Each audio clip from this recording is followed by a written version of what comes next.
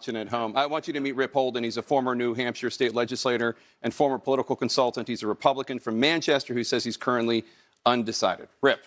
Hey, Rip. Thank you, Governor. Thank you. First, let me say I'm glad your father's doing well. Thank you for saying that. I appreciate it. Which leads me into this question. You have an ad that says, I'll tell you, Joe Biden is too old.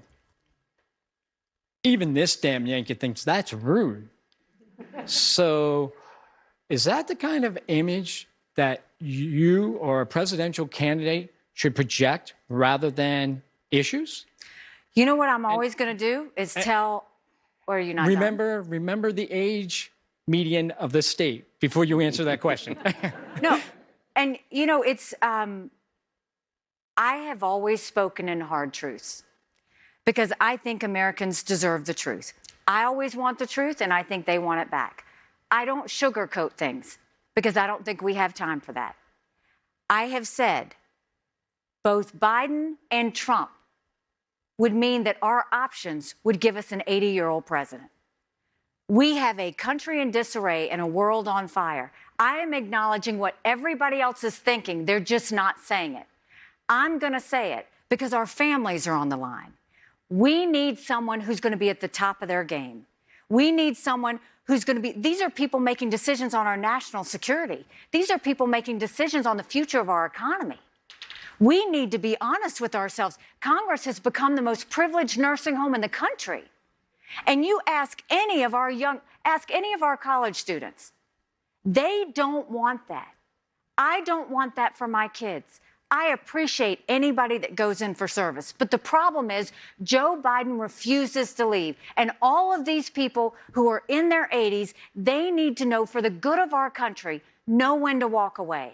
Because you can look at Joe Biden from 2 years ago and you look at him now and you know what I worry about? How Russia sees him, how China sees him, how Iran sees him. Because every one of them see what we see. And if no one else will say it, I'm going to say it. We don't need to have our options be two 80-year-olds running for president. We've got too many issues. We need to have a new generational leader. That's not being disrespectful. I'm from the South. That's speaking the hard truth. So one of those elderly gentlemen you just referred to is on a different channel, and since he's not here willing to debate you, I did want to give you an opportunity to rebut something he just said. He said you have no chance, you have no hope. MAGA's not going to be with you. I'm obviously talking about Donald Trump. Yeah, no, I figured. Your response? Yeah, I mean, I think if he thinks I have no chance and I have no hope, then why is he running millions of dollars of ads against me? If he thinks I had no chance and I have no hope, then why, then when I served in his cabinet, did he say I was tough, the best UN ambassador he ever had, and no one could even move me? I mean, he gave me all this praise until I decided to run against him. This is not personal for me. I don't hate Donald Trump. I voted for him twice. I agree with a lot of his policies.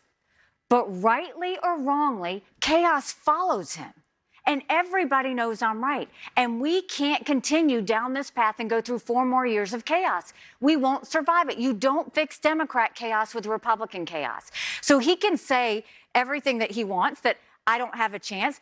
He wouldn't say it if he thought that that was true. The reason he's throwing these temper tantrums is because he knows I do have a chance. The reason he's doing this is because he knows he's not able to defend his record. He's not able to talk about why he wasn't tough enough on China when he should have, and he allowed fentanyl to come through and them steal our intellectual property and build up our military. He's not talking about the fact that he put us $8 trillion in debt over 4 years, and we're digging out of it, unable to figure out how we're going to pay that now. He's not talking about the fact that he didn't stop the fentanyl flow that's affected this state and all over the country when he had the opportunity to do it. He's not talking about why did he go and praise President Xi a dozen times after they gave us COVID. Why would you do that? There are a lot of things he doesn't want to answer. So he can say, I'm not going to win. I don't care about that. What I am going to do is say, we need answers. The American people need answers. And if he's not giving it, that should worry every single one of you.